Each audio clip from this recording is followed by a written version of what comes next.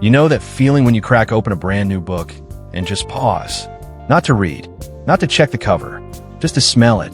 That warm, slightly sweet, faintly woody scent that hits you the moment the pages fan open. If you've ever done that, and most people have, you probably assumed it was just a nice little quirk. A sensory bonus. Nothing more. But here's the thing. That smell isn't random. It isn't accidental. It's chemistry. And the story behind it goes deeper than you'd ever expect from something as simple as sniffing a book.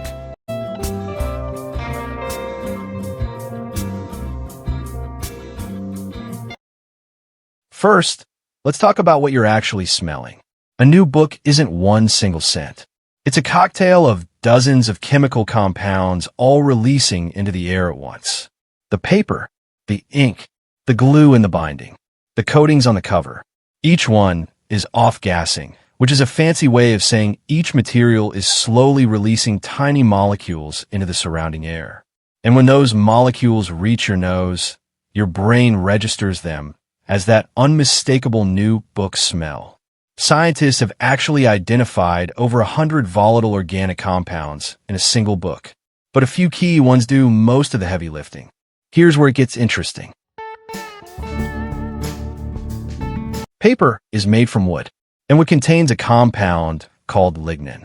Lignin is what holds plant cells together and gives trees their structural strength. When paper is manufactured, most of the lignin is removed, but not all of it. Small amounts remain, and over time, especially when exposed to heat, light, or air, lignin begins to break down.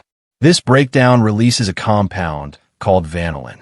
Yes, the same compound responsible for the smell of vanilla. That sweet, warm, almost comforting note in a new book, that's vanillin doing its job. You're essentially smelling a faint trace of vanilla every time you open a fresh page. But that's only part of the story. Paper also contains cellulose, the main structural material in plant cell walls. When cellulose breaks down, it produces a range of compounds including Benzaldehyde, which has a faint almond-like scent, and Furfural, which adds a slightly caramel-like quality. Toluene and ethylbenzene from the inks and adhesives contribute their own sharp, almost woody notes. Together, these compounds layer on top of each other to create the complex aroma your brain immediately recognizes as new book.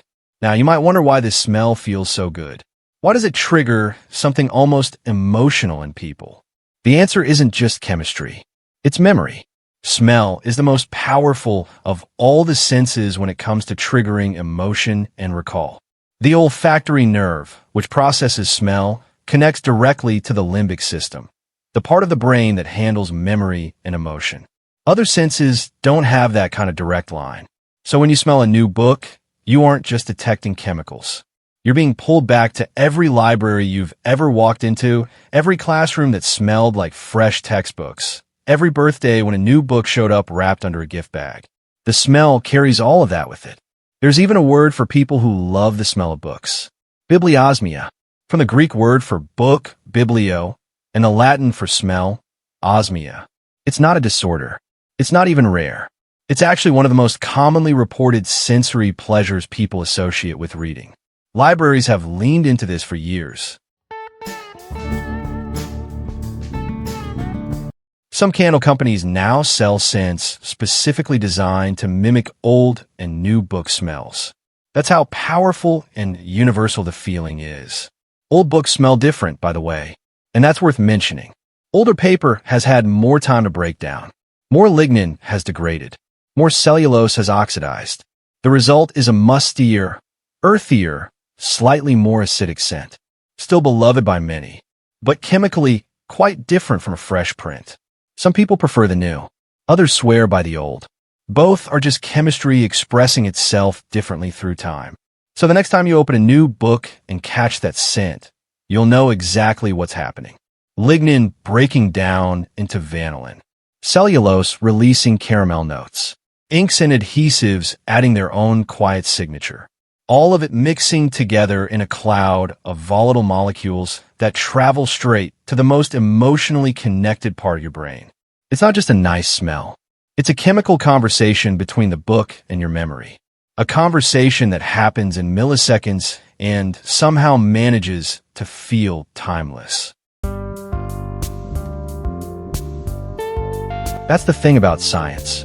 Sometimes it doesn't make the world less magical.